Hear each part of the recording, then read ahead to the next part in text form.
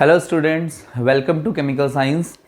बच्चों, पिछली क्लास में हमने डिस्कस किया था किसी रिएक्शन का एनर्जी प्रोफाइल डायग्राम। ठीक है, एक एनर्जी ग्राफ होता है जो हमें रिएक्शन के बारे में बहुत सारी चीज़ें बताता है, जैसे रिएक्शन कितने स्टेप की है, रिएक्शन एंडोथर्मिक है, एक्सोथर्मिक है, कितने इंटरमीडिएट बन रहे हैं, कितनी ट्रांजिशन स्टेट बन रही है ना। तो ये सारी चीज़ें हमने लास्ट लेक्चर में देख ली थी। ठीक है, चलिए तो अब हम स्टार्ट करते हैं आज का effect of catalyst. Effect of catalyst, ठीक है। तो हम कैटलिस्ट के इफेक्ट को इन टर्म्स ऑफ एनर्जी ही पढ़ेंगे। मींस एनर्जी प्रोफाइल डायग्राम जो एनर्जी का ग्राफ था ना, उस पे ही हम देखेंगे कि इफेक्ट कैसे कैसे कैटलिस्ट उसको अफेक्ट कर सकता है, या कैसे कैटलिस्ट वर्क करता है किसी रिएक्शन में, कैसे वो रेट ऑफ रिएक्शन को चेंज कर देता है। ठीक है, तो सबसे पहले डेफिनेशन देख लेते हैं। आपको पता है catalyst are the substances which change the rate of reaction. ठीक है, जनरली इंक्रीज करता है बट डिक्रीज भी कर सकता है। उसका एक ऐसा फंक्शन भी होता है जिससे आप किसी रेट ऑफ रिएक्शन को क्या कर सकते हो, स्लो कर सकते हो, रेट ऑफ रिएक्शन को कम कर सकते हो, डिक्रीज कर सकते हो। ठीक है, चलिए तो सबसे पहली बात क्या होता है कैटलिस्ट, बताइए।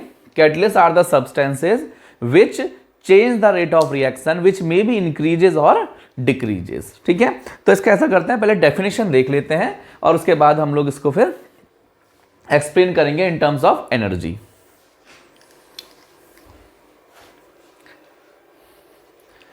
देखो बच्चों, तो ये रही बच्चों आपके कैटलिस्ट की डेफिनेशन। एक बार मैं आपको दिखा देता हूं, ध्यान से देखिए। Catalyst are the substances which change the rate of reaction. ठीक है, इंपॉर्टेंट बात यह है कि आपको ध्यान रखना है कि विच change the rate of reaction. ठीक है, इंक्रीज भी कर सकता है और डिक्रीज भी कर सकता है। ठीक है, विच कैन इंक्रीज और डिक्रीज। क्लियर है। फिर लिखा if catalyst increase the rate of reaction it is called, then it is called positive catalyst, and if catalyst decrease the rate of reaction then it is called negative catalyst. ठीक है, ये बात को ध्यान रखना है आपको। Increase the rate of reaction होगा तो, ठीक है, increase the rate of reaction क्या बोलेंगे इसको बच्चों, पॉजिटिव कैटलिस्ट, और decrease the rate of reaction होगा तो बच्चों से क्या बोलेंगे हम, नेगेटिव कैटलिस्ट। क्लियर है। ठीक है, अब देखिए लिखा the function of catalyst is that it decrease the activation energy. सबसे अच्छी बात यही है इसकी, कैटलिस्ट क्या करता है, जो एक्टिवेशन एनर्जी है ना उसे डिक्रीज करने की कोशिश करता है, मतलब डिक्रीज करता है। कैसे करता है मैं आपको भी समझाता हूं। लिखा है देयरफॉर क्या होगा, देखो in decrease the activation energy हो जाएगी।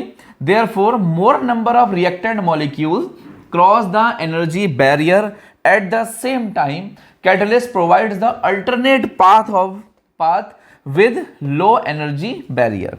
ठीक है, लो एनर्जी बैरियर का मतलब होता है एक्टिवेशन एनर्जी, एक्टिवेशन एनर्जी। ठीक है, चलिए अब मैं इसको थोड़ा और एक्सप्लेन करता हूं आपको, ध्यान से सुनिएगा। ये तो थ्योरेटिकल बात है जो आपने अपनी कॉपी में लिखनी है ताकि आप अपने एग्जाम में इसको वहां लिख के आओ। अब मैं आपको एक्सप्लेन करता हूं ये कैसे होगा।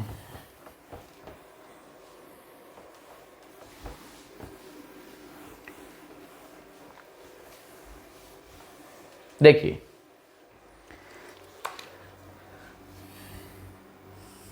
ये बच्चा हमारा कुछ एक ग्राफ, इसे आप एनर्जी प्रोफाइल डायग्राम आपने लास्ट लेक्चर अगर देखा है तो,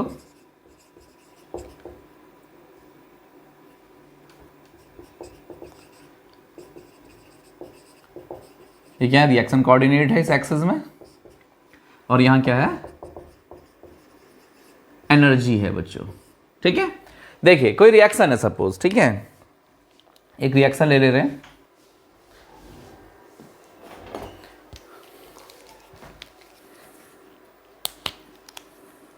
देखिए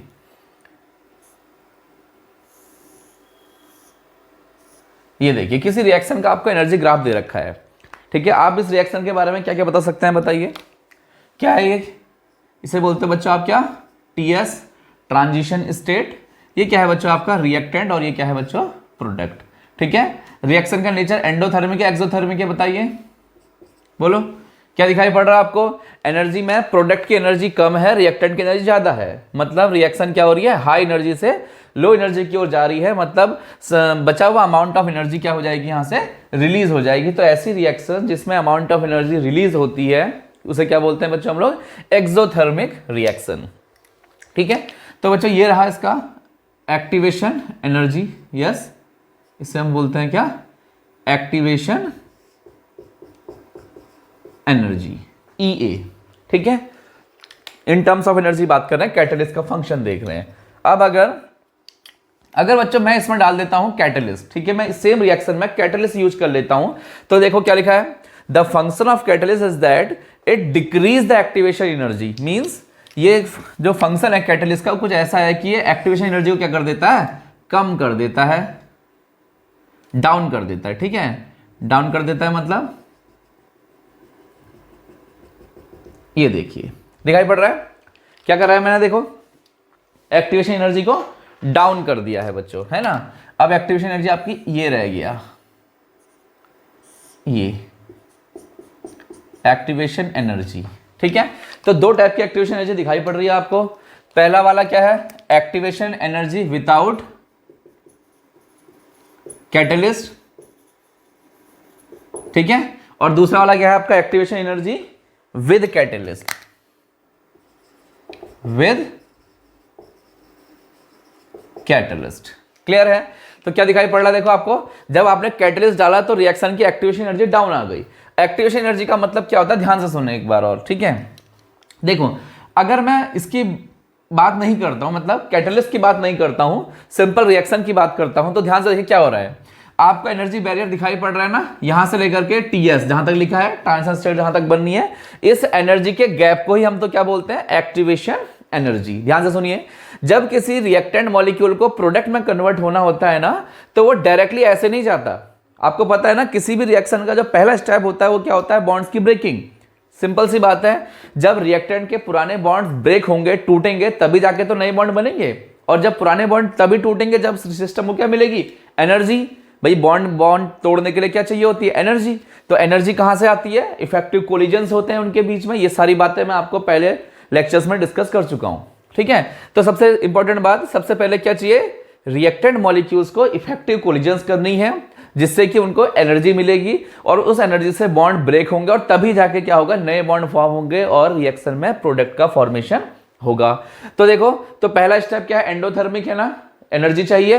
तो हाई एनर्जी में देखो, ये रहा आपका रिएक्टेंट मॉलिक्यूल, इसको एनर्जी चाहिए, कितनी चाहिए, इतनी चाहिए, तब जाके इसके बॉन्ड टूटेंगे और फिर यहां से क्या बनेगा, प्रोडक्ट बनेगा। और प्रोडक्ट इससे भी लोअर एनर्जी में बनेगा, बिकॉज प्रोडक्ट की स्टेबिलिटी रिएक्टेंट से ऑलवेज क्या होती है, ज्यादा होती है, ठीक है। तब ये रिएक्शन एक्सोथर्मिक नेचर की हो जाएगी। तो सिंपल सी बात समझ में आई, रिएक्टेंट मॉलिक्यूल को प्रोडक्ट में कन्वर्ट होने तो पहले क्या करना है, उसको यहां तक TS में आना है। TS के बराबर मतलब इतना एक्टिवेशन एनर्जी आएगी, तब जाकर के ही वो मॉलिक्यूल क्या होगा, प्रोडक्ट में कन्वर्ट होगा।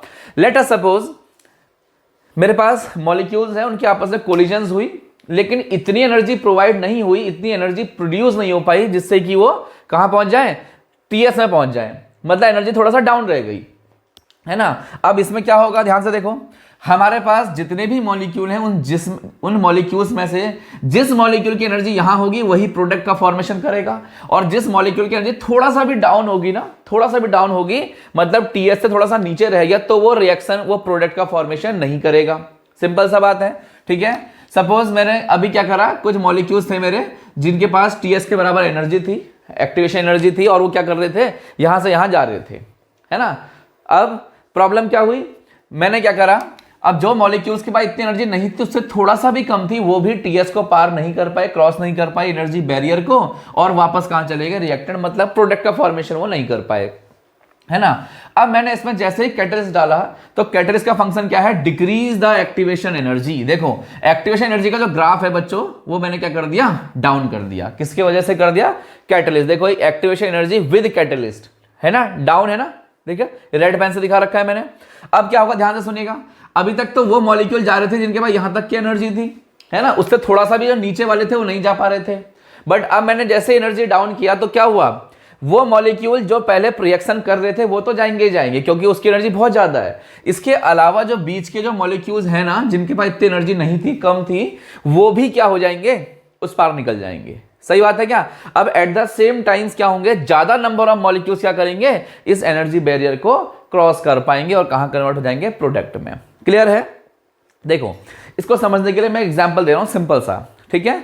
आप लोग, हम सब, सपोज आप लोग क्लास में बैठे हो, क्लास में आपके 50 की स्ट्रेंथ है, 50 स्टूडेंट्स हो क्लास में, और क्लास की छुट्टी है या कॉलेज ऑफ हो गया आपका, तो आपको लगा कि ऐसा करते हैं आप मूवी देखने चलते हैं, है ना, कोई नई मूवी आई है बहुत अच्छी, तो आप मूवी देखने चले गए, सब के सब 50 के 50 स्टूडेंट कहाँ चले गए, मूवी देखने, ठीक है, सबके पास जितने भी पैसे हैं, थोड़ा बहुत आई डोंट नो, बट चले गए।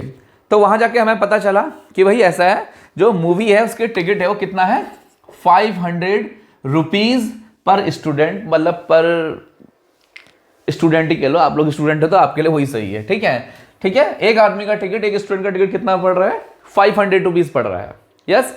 तो क्या होगा मुझे बताइए, अब सारे स्टूडेंट के पास सपोज 500 नहीं थे, उस 50 स्टूडेंट्स में से 10 स्टूडेंट ऐसे थे जिनके पास 500 रुपीज़ थे, है ना, या इससे ऊपर थे, एटलीस्ट 500 तो चाहिए ही चाहिए।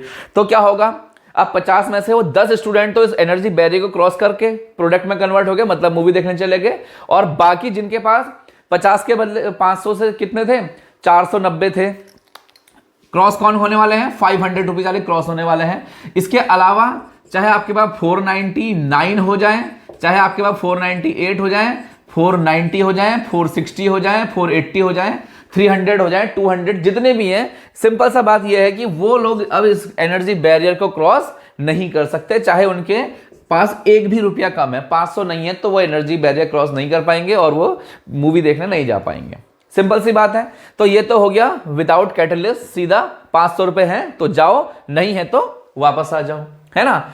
अब बाई चांस क्या हुआ भाई, मूवी वालों को थोड़ा सा तुम्हें देख के उनका रहम आ गया, उन्होंने सोचा चलो स्टूडेंट्स हैं, ऐसा करते हैं इस 500 रुपये के टिकट को इनके लिए 250 रुपये कर देते हैं, 50% डिस्काउंट दे देते हैं सारे स्टूडेंट्स को, है ना, सही है। तो क्या होगा अब आप समझिए खुद, बताइए क्या होगा।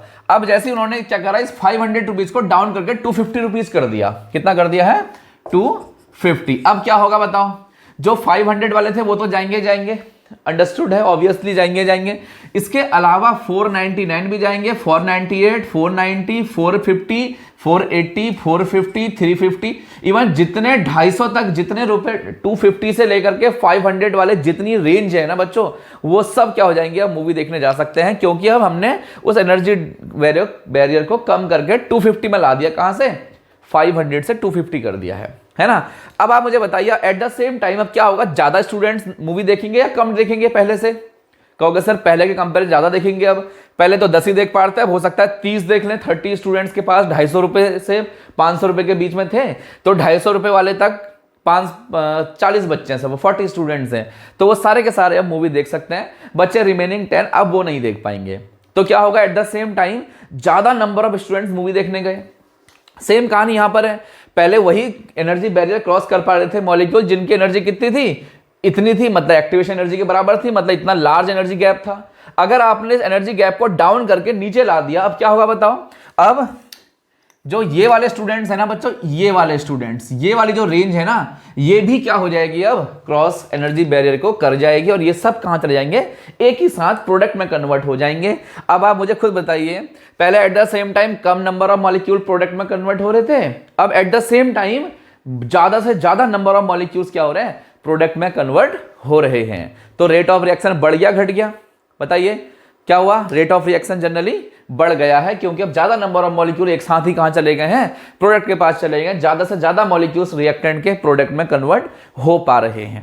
इट इज क्लियर ना, समझ में आई बात, नहीं आई बोलो। तो आपने देखा फंक्शन ऑफ कैटलिस्ट क्या करता है, फंक्शन कैटलिस्ट क्या फंक्शन करता है बच्चों, बोलो, कहोगे सर कैटलिस्ट एक्टिवेशन एनर्जी को डाउन कर देता है, जिससे क्या होता है, जो मॉलिक्यूल्स के पास उतनी एनर्जी नहीं थी और थोड़ा सा उससे कम थी, तो अब वो भी मॉलिक्यूल क्या कर सकते हैं, उस एनर्जी बैरियर को पार कर सकते हैं। एट द सेम टाइम ज्यादा number of reactant molecules convert हो सकते हैं कहां, प्रोडक्ट में, और ऐसे करके हम रेट ऑफ रिएक्शन को इंक्रीज कर सकते हैं। क्लियर हुआ।